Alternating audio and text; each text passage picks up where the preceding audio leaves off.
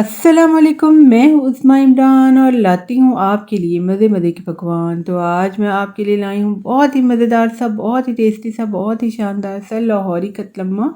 तो बहुत ही ज़बरदस्त रेसिपी है और उन लोगों के लिए तोहफ़ा है जो दूसरे ममालिक में रहते हैं और पंजाब के खानों को और पंजाब की चीज़ों को और पाकिस्तानी ट्रेडिशनल फूड्स को बहुत ज़्यादा मिस करते हैं।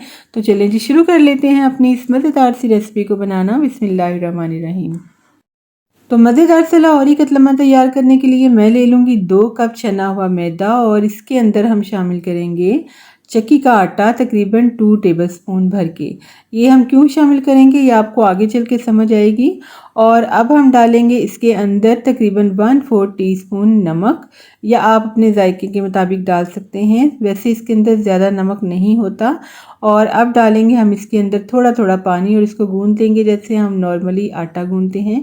लेकिन इसकी डो को हम थोड़ा सा सख्त रखेंगे, नरम नहीं रखेंगे, क्योंकि हमें इसके ऊपर बेसन की लेयर भी लगानी है। फिर हम उठाएंगे ना और फ्राई करेंगे तो थोड़ा सा मुश्किल हो जाएगा।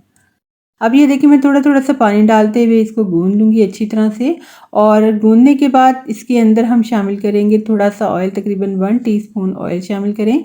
अगर घी हो तो आप इसको मेल्ट कर लें और फिर से इसको गूंद लें एक बार, ताकि ये जो ऑयल है ना ये इसके अंदर अच्छी तरह से अब्जॉर्ब हो जाए। अब जो आटा और ऑयल हमने शामिल किया है ना, वो इसलिए शामिल किया है ताकि हमारा जो कतलम्मा है ना वो बाज़ार की कतलम्मे की तरह रबड़ की तरह से ना हो जाए। बाज़ारी कतलम्मा आपने खाया होगा ना कभी, तो आप देखा होगा, आपने नोटिस किया होगा कि थोड़ी देर के बाद ना बिल्कुल रबड़ सा हो जाता है, उसको च्यू करना, चबाना मुश्किल हो जाता है। तो ये इंशाल्लाह इस तरह से नहीं होगा। अब डो हमारी तैयार हो चुकी है, इसको हमने रख लेना है 10 मिनट के लिए साइड पर। और अगला स्टेप करेंगे। तो अगला स्टेप क्या है, तकरीबन 1.5 कप मैंने मैदा ले लिया है और इसको मैंने अच्छी तरह से छान लिया था। मैदे की इसके ऊपर कोटिंग आएगी, बहुत ही मज़ेदार, बहुत ही टेस्टी लगेगी। इसके अंदर हम कुछ मसाले शामिल करेंगे, जिसके अंदर शामिल है रेड चिली फ्लेक्स, यानी मोटी कुटी लाल मिर्च 1 टीस्पून, और लाल मिर्च का पाउडर भी 1 टीस्पून ही इसके अंदर जाएगा। नमक भी तकरीबन 1 टीस्पून ही इसके अंदर शामिल करेंगे। और अब डालेंगे इसको हाजमेदार बनाने के लिए अजवाइन, ये ½ टीस्पून मैंने शामिल की है। और ये है साबुत काली मिर्च, ये ½ टीस्पून शामिल करेंगे, लेकिन अगर आप इसको स्किप करना चाहे तो कर सकते हैं। ये अच्छी लगती है, क्रिस्पी क्रिस्पी इस पे लगी हुई, और बाज़ार के कतलम्मे पे अक्सर लगी होती है। येलो फूड कलर करेंगे इसके अंदर शामिल ½ टीस्पून, इसके साथ बहुत ही अच्छा सा कलर आएगा। और अगर ज़रूरत लगेगी तो हम इसके अंदर रेड फूड कलर भी शामिल करेंगे। अब इसको हम घोल लेंगे पानी के साथ, एक मिक्सर सा बना लेंगे इसका। तो आप देखिएगा कि मैं इसका किस तरह का मिक्सचर बनाती हूँ। बहुत ही दरमियाना सा बनाएंगे, ना बहुत गाढ़ा होगा ना पतला होगा। थोड़ा थोड़ा सा पानी डालते हुए, एकदम से आप पानी ना डालें। अगर आपको और बेसन डालना पड़ गया ना तो फिर क्या होता है कि मसालों का हिसाब ऊपर नीचे हो जाता है, आपको नए सिरे से सब मसाले शामिल करने पड़ते हैं। तो इसलिए थोड़ा थोड़ा सा आप पानी शामिल करें इसके अंदर। अब ये डालूंगी मैं रेड फूड कलर इसके अंदर, थोड़ा सा इसको मैंने पानी में मिक्स कर लिया था पहले ही। और अब ये और भी अच्छा हो जाएगा कलर इसका। तो ये देखें, ये तकरीबन मिक्स हो गया। हमने इस तरह से रखा है इसको, इससे ज़्यादा आप पतला ना रखें। इस तरह से आप रखेंगे ना तो ये बहुत ही आसानी से उसके ऊपर लग जाएगा, फैल जाएगा मैदे पे। इसको हम रख लेंगे 2-4 मिनट के लिए साइड पे। और ये हमने जो आटा बेल के रखा था ना, इसके हम पेड़े बनाएंगे। तो आप अपने पैन के हिसाब से या कढ़ाई के हिसाब से, जिस भी साइज़ के आपने बनाने हैं, उनके पास तो बहुत बड़े बड़े कढ़ाई होते हैं, घर में तो जाहिर है इस तरह की चीज़ें नहीं होती, बड़े बड़े बर्तन नहीं होते इतना। तो आप नॉर्मली जो भी आपकी किचन में कढ़ाई रखी होती है, जिसमें भी आप फ्राई करते हैं ना चीज़ें, उसी के साइज़ के हिसाब से आप इसके पेड़े बना लें। तो ये मैंने एक रोटी का जो नॉर्मल साइज़ होता है ना, उस साइज़ का पेड़ा बनाया है, और इसी साइज़ की हमारी ये रोटी भी बनेगी। तो पेड़े बना के रख लूँगी एक ही बार में, ताकि मेरा काम ज़रा आसान हो जाए। फिर हम इसको 2-3 मिनट के बाद बेलना शुरू करेंगे। फ़ौरन पेड़ा बना के ना मैदे का ये होता है कि उसको बेलना थोड़ा सा मुश्किल होता है। अगर आप 2-4 मिनट या 10 मिनट उसको रेस्ट दे देना तो वो सॉफ्ट हो जाता है और उसको बेलना आसान हो जाता है। तो अब हम इसको रख देंगे थोड़ी देर के लिए और फिर हम इसको बेलना शुरू करेंगे। तो ये देखें, इसके ऊपर मैंने थोड़ा सा ऑयल लगा दिया ताकि इसके ऊपर पापड़ी वगैरह ना बने। अब रोटी बेलने से पहले ना आपने ये 3-4 चीज़ें अपने पास रखनी है। ये खुश्क धनिया है साबुत वाला, इसको अच्छी तरह से चुन लें। अनारदाना के बीज हैं, इसको भी चुन लें या आप धो लें अच्छी तरह से। साफ़ सुथरा अनारदाना होना चाहिए। और ये कसूरी मेथी है मेरे पास, ये भी आप 3-4 चम्मच ले लें। अब ये है तकरीबन 4-5 चम्मच दाल माश छिलकों वाली, इसको आपने 2-3 घंटे भिगो लेना है। बस यही एक काम आपका पहले करने वाला होगा दाल का, इसके अलावा कोई काम नहीं होगा। अब आप ये परात ले लें कोई, इसके ऊपर से ये होता है कि एक तो इसके ऊपर रोटी चिपकेगी नहीं, दूसरा इसके ऊपर से उठाना जो है ना हमें आसान हो जाएगा। अदरवाइज़ आप नॉर्मल जैसे भी आप घर में रोटी बनाते हैं उसी पर भी आप अपना काम कर सकते हैं। अब थोड़ा सा इसको हाथ से मैं बड़ा कर लूँगी और उसके बाद हम इसको बेलन से कर लेंगे।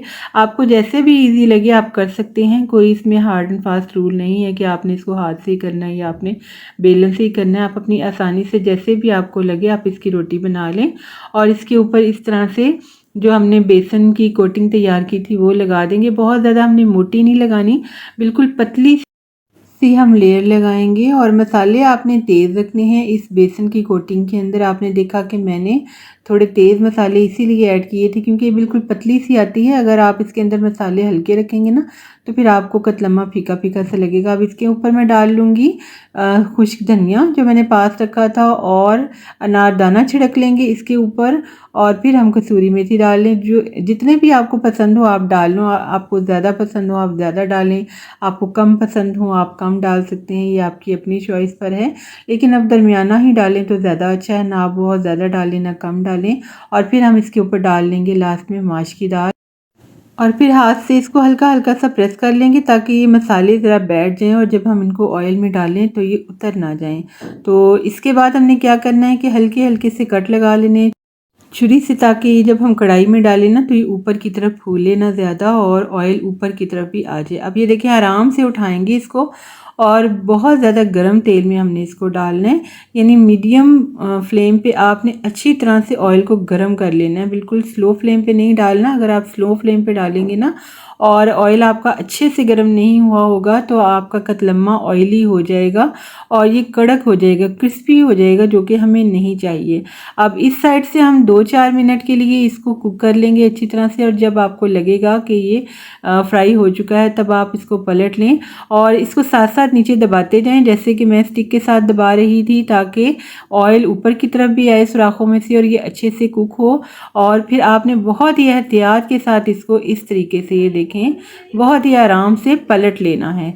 तो पलट कर आपने दूसरी साइड से भी इसको 2-3 मिनट इसी तरह से कुक करना है। इससे ज़्यादा आप नहीं करेंगे, इससे ज़्यादा आप इसको देर तक फ्राई करते रहेंगे ना तो जैसे मैंने आपको बताया कि ये क्रिस्पी सा हो जाएगा और ये सख्त सख्त सा हो जाएगा, जो आपको अच्छा नहीं लगेगा। अब ये देखें ये माशाल्लाह से तैयार है। इसका एक्स्ट्रा ऑयल हम निकलने देंगे और इसको हम बहुत ही एहतियात से निकाल लेंगे।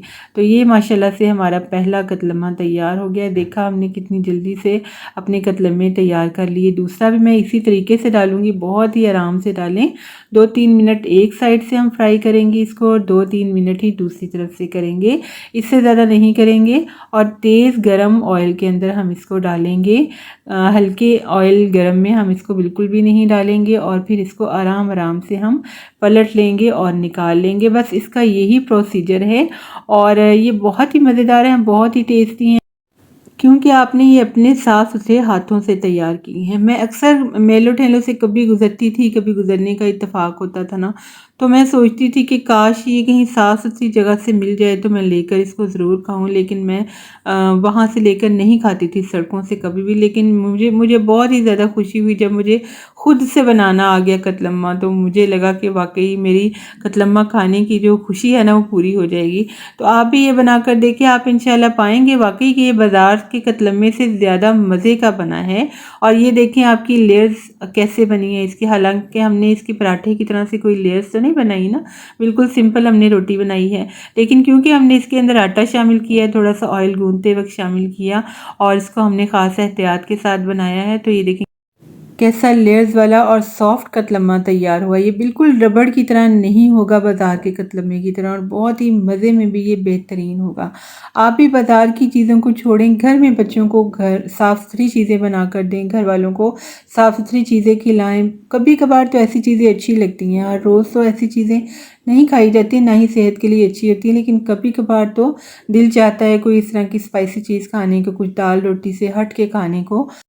तो आप ये बनाएं, खाएं, घर वालों को खिलाएं, बच्चों को खिलाएं और सबको खुश करें, और सब खुश हो जाएं तो बनाने वाले को और क्या चाहिए। तो चलें जी, अगर आपको हमारी आज की मज़ेदार सी टेस्टी सी शानदार सी रेसिपी अच्छी लगी हो तो हमारे चैनल को ज़रूर सब्सक्राइब करें, हमारी वीडियो को लाइक करें और इसे फ्रेंड्स एंड फैमिली में शेयर करें और साथ वाले बेल आइकन के बटन को ज़रूर दबाएं ताकि हमारी हर वीडियो का नोटिफिकेशन आप तक सबसे पहले पहुंच सके। तो बहुत शुक्रिया, अल्लाह हाफिज़।